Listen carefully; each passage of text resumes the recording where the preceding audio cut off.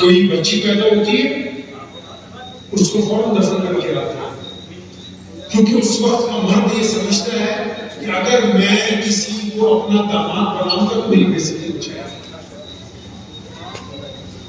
दो भाई आपस में लड़ पड़ते हैं, किसी एक का कत्ल होता है तो मरने वाले के बच्चों को उसकी मां सारी जिंदगी सिखाती है कि तुम इसलिए जवान हो रहे हो कि तुमको बड़े होके अपने बाप के कत्ल का बदला लेना। और ये सिर्फ मक्का का मुकद्दर पहले 10-15 दिन तक इस शहर के हाकिम के महल में रहे, उसके बाद वो अपने घर जा सके। लोग परेशान, उस शहर को आज मदीना को नबी कहते हैं, उस दौर में उसका नाम अशरफ। लोग कहते हैं सिर्फ मक्के में हालात खराब थे, जब आए मक्के में नहीं, मदीना मुनव्वरा में वहां के हाकिम ने बदतरीन हालात पैदा कर दिए। अब अगर मदीना मुनव्वरा से आगे जाते हैं जैसे किसका तो देखते हैं तो उन्होंने निराला कानून बनाया हुआ कि हम आपकी इबादत करने वाले हैं, तो जो सिर्फ गोरी चमड़ी वाले हैं, जो इज्जतदार लोग हैं, बस उन्हीं पहुंचे शहर में रहने का, जिनका रंग काला है, जिनकी हैबत अच्छी नहीं है, वो शहर में दाखिल नहीं हो। वहां से कुछ और आगे चलते हैं रूमियों के दरमियान, वो तो कहते हैं कि सिर्फ बादशाहों के बच्चे इंसान होते हैं, बाकी तो किसी को हक नहीं। अगर उनके बच्चों की कभी तबीयत चाहती उदास हो जाते तो जेल में से कैदियों को मंगवाते, उनकी गर्दनें उतार के तवक्का हुआ देखते हैं, उनका दिल बहलता है। हमें तो सिर्फ ये बात रहा है कि मक्का मुकर्रमा में हालात खराब थे, मक्का मुकर्रमा में नहीं। अगर कैसरो किसरा से और आगे बढ़ते हैं, ताशकंद में बुखारा जाते और फिर साउथ अफ्रीका जाते, तो जितने कानों के मुल्क हैं वहां क्योंकि कोई इंडस्ट्री नहीं है, कोई फैक्ट्री नहीं लगी हुई, कुछ बंकर नहीं है, तो उनका कारोबार है आदमी बेचना, औरतें बेचनी। उन्होंने छोटी छोटी रियासतें बनाई और वो गांव देहात के लोगों को पकड़ के लाते हैं, उनके चेहरे गर्म सलाखों के साथ दाग दिए जाते हैं, फिर उनको मंडी में जाके बेचा जाता है ताकि उनकी आमदनी से वो अय्याशी कर सके। और आगे लोग रहते हैं, उनको इस बात की खुशी है कि हमने ज्यादा करते उतारे, कोई इमारत नहीं बनाते, खेमे में रहते हैं, लेकिन अपने खेमे के बाद एक बड़ा मीनार बनाना चाहते हैं। किसका मीनार?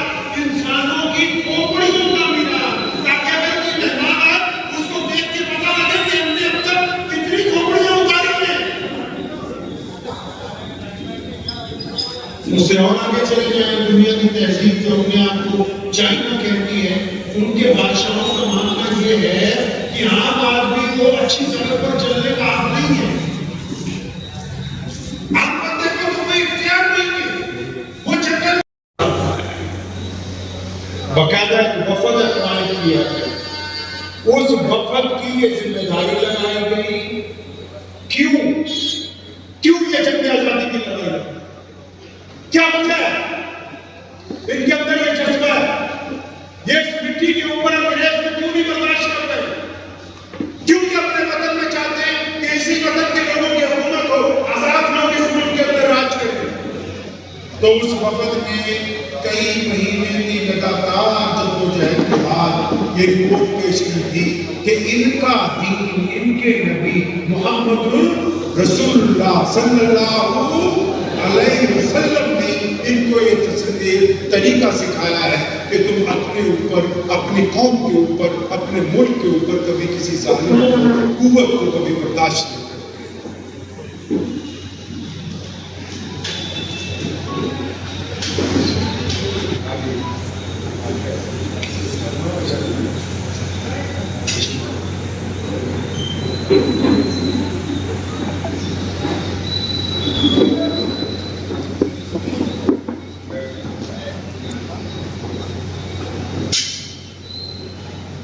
तो अंग्रेज को ये पता लग गया कि इनके अंदर ये जो जज्बा है मुल्क की आजादी का, इनको इनके दीन में अता, इनके मजहब में अता, इनके नबी मोहम्मद रसूलुल्लाह सल्लल्लाहु अलैहि वसल्लम की तालीमात ऐसी हैं, उन्होंने इनको ये समझाया है।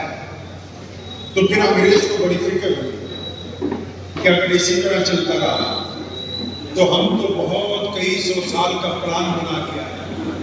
हमारी तो इरादे बड़े लंबे हैं, बड़े तवील। तो उसने फिर नया एक कमिश्नर अपॉइंट किया। इनको रोका कैसे जा सकता है? इनको कैसे रोका जा सकता है?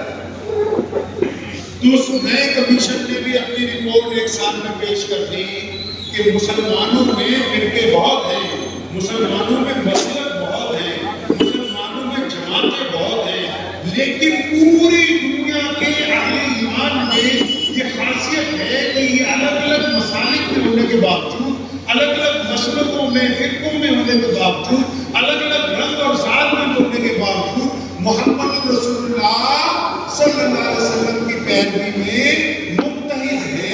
जब तक रसूलुल्लाह सल्लल्लाहु अलैहि वसल्लम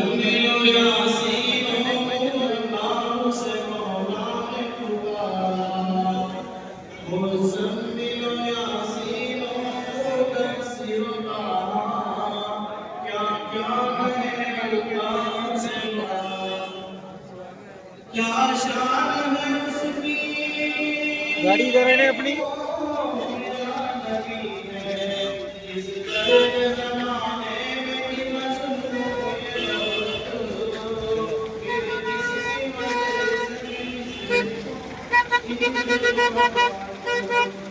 Oh,